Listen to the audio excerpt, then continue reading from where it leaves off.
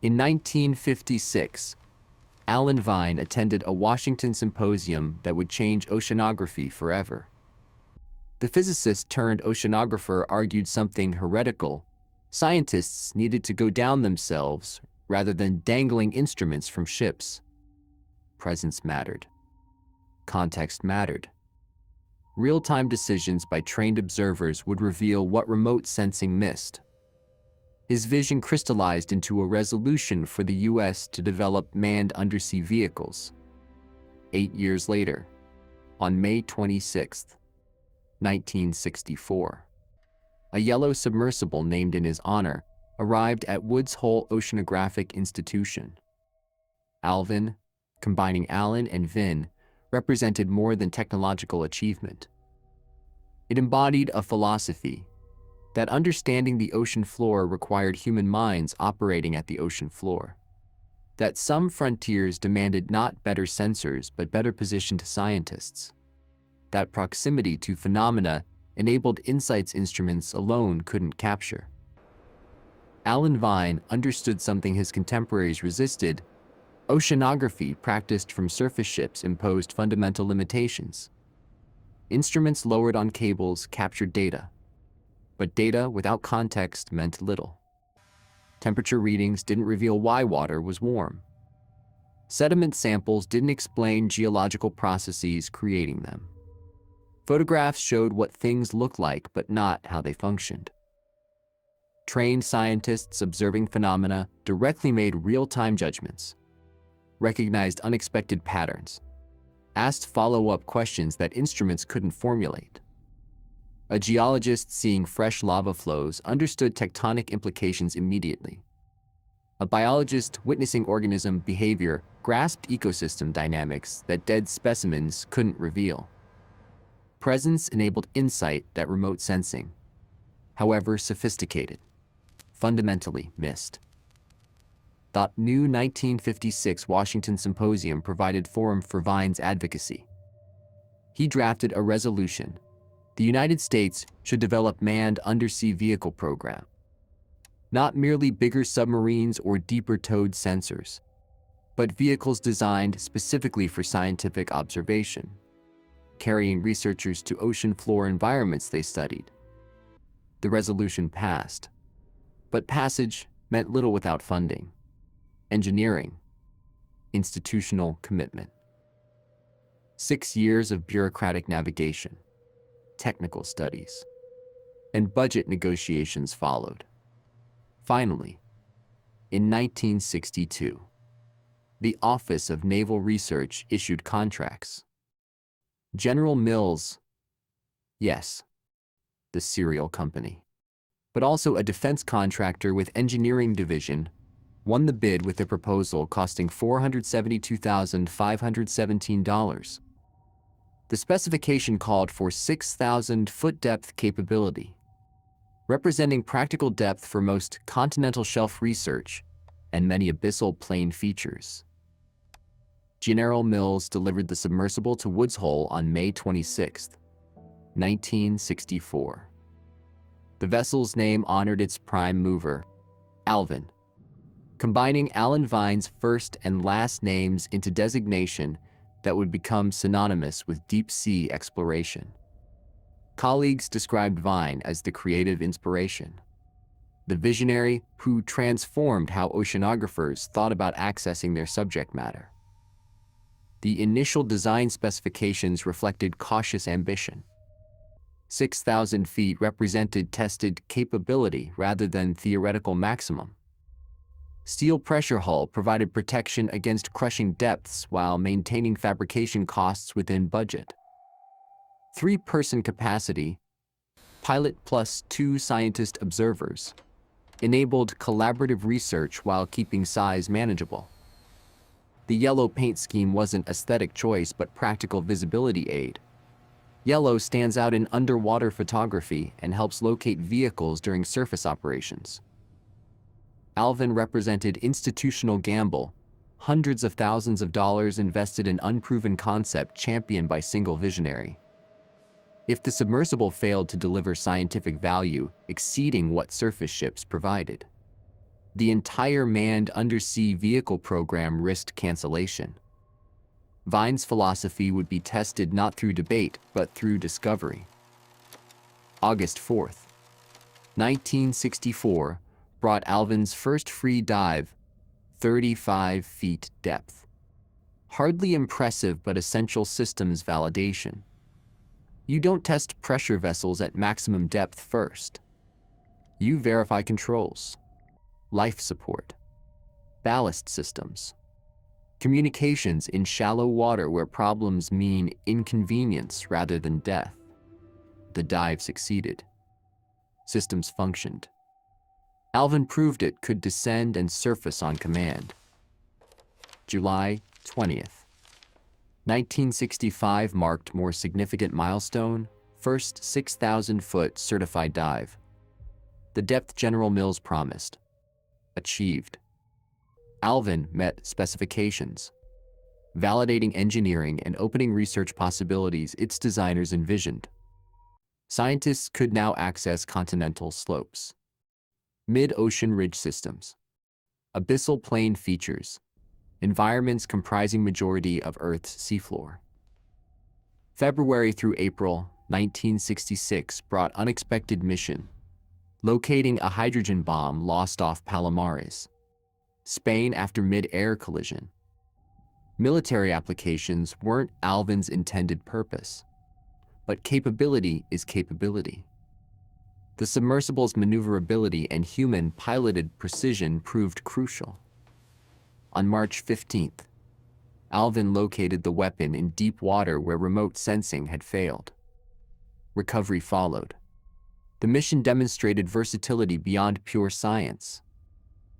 July 6th, 1967 provided memorable incident during dive 202 at 2,000 feet depth. A swordfish attacked Alvin. The fish rammed its bill into the submersible's skin, penetrating exterior but not pressure hull. The sword stuck. The fish presumably died. When Alvin surfaced, crew removed the embedded sword, now preserved as evidence that ocean inhabitants sometimes object to mechanical visitors.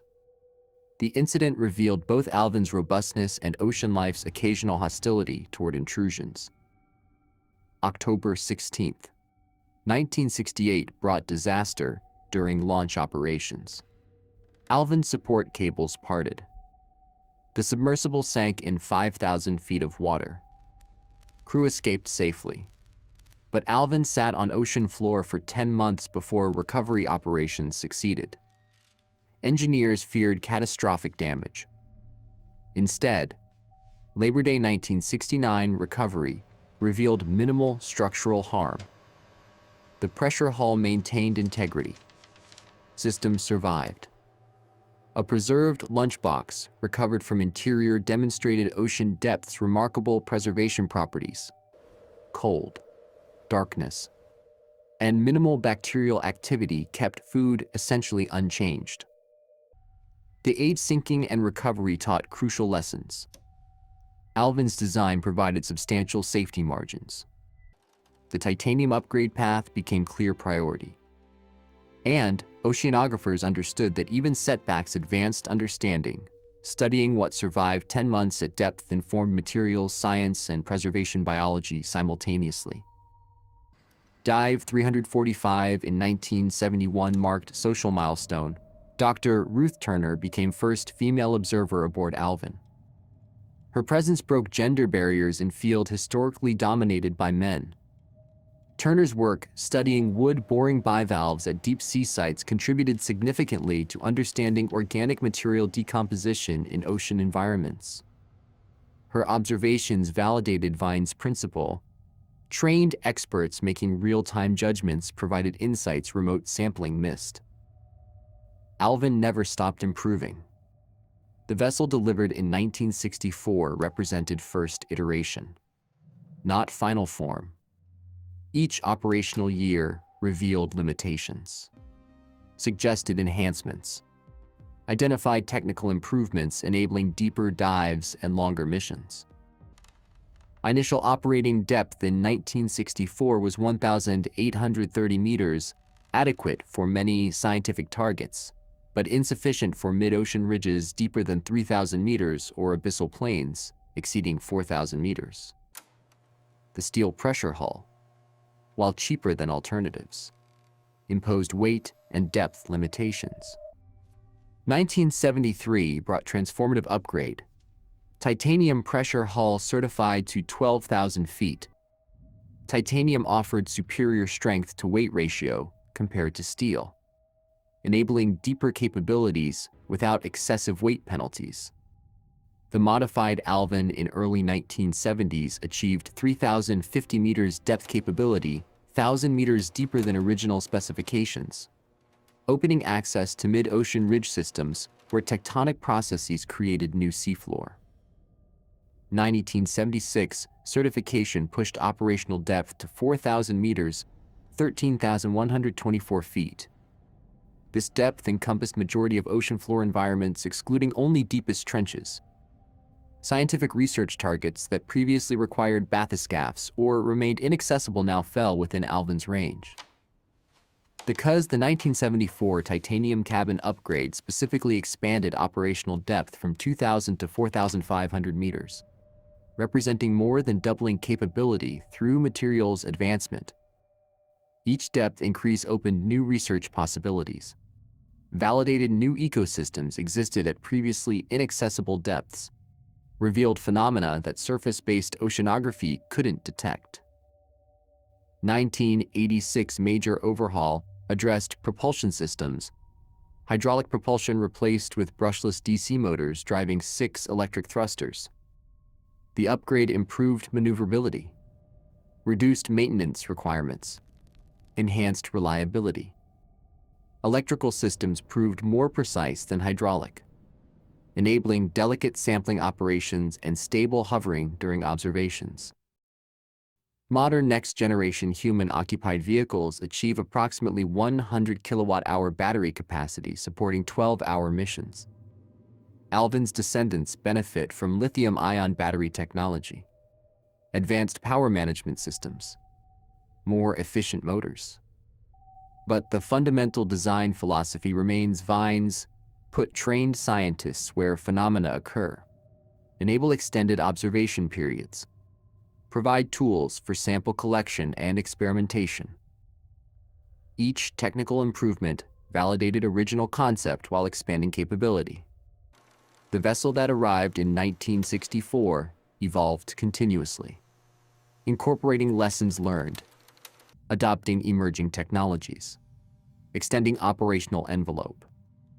Alvin's longevity, 6 decades and counting, demonstrates that well-conceived platforms adapt rather than obsolete. January 1980 marked celebration, Alvin's 1,000th dive at Galapagos Rift.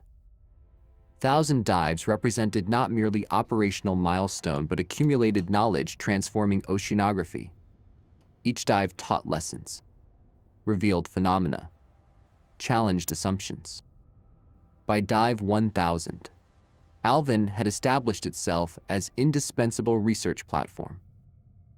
But though 3 years earlier came discovery justifying every dollar, every risk, every hour invested, February through March 1977 expeditions to Galapagos Rift, hydrothermal vents revealed exotic chemosynthetic life thriving in darkness, deriving energy from Earth's chemistry rather than sunlight.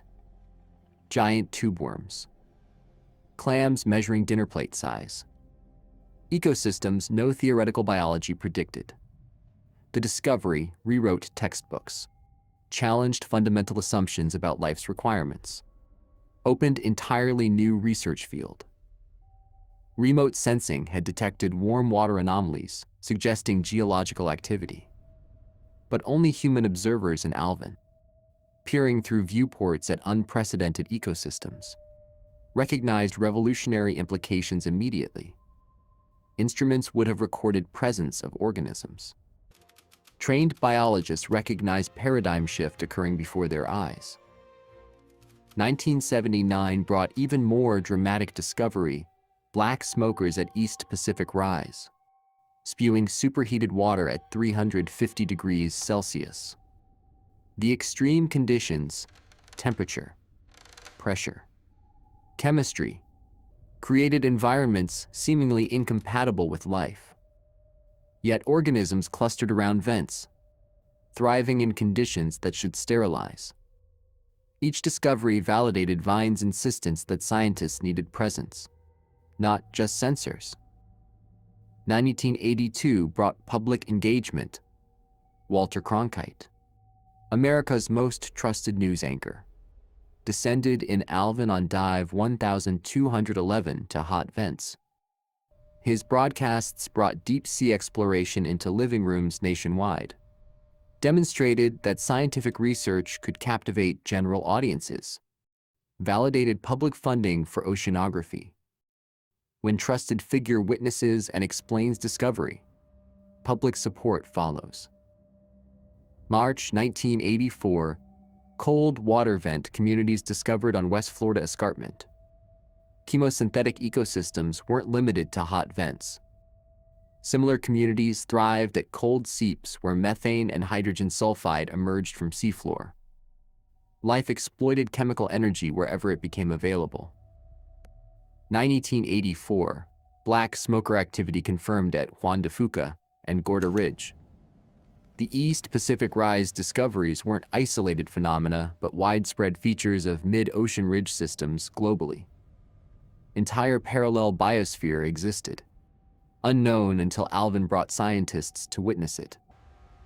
1986 brought perhaps most famous mission, 12 dives to RMS Titanic wreck, testing prototype robotic vehicle Jason Jr. The dives demonstrated how Alvin served as base platform for even smaller robots, enabling exploration of confined spaces Submersible couldn't access. The mission captured public imagination while advancing underwater robotics. 1987, hydrothermal vent communities near Mariana Islands during studies of Loihi Seamount volcano. Each new vent site revealed slight variations in species composition, chemistry, ecosystem structure. Patterns suggested chemosynthetic communities adapted to local conditions while sharing fundamental dependency on Earth's chemical energy. March 22, 1988. Alvin's 2000th dive at East Pacific Rise doubled the milestone 4 years earlier, representing accelerating pace of discovery. More scientist hours at depth, more samples collected, more phenomena witnessed and documented.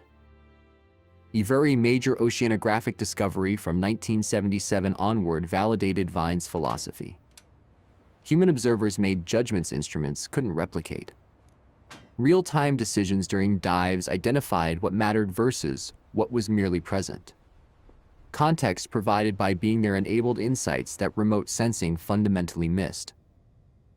Alvin didn't just discover chemosynthetic ecosystems, though that alone justified its existence. It proved a principle that some research demands not better sensors lowered from ships, but scientists positioned where phenomena occur, and able to observe, interpret, and respond in real time. The submersible's legacy transcends specific discoveries. It demonstrated how transformative tools emerge when visionaries challenge assumptions about how research should be conducted.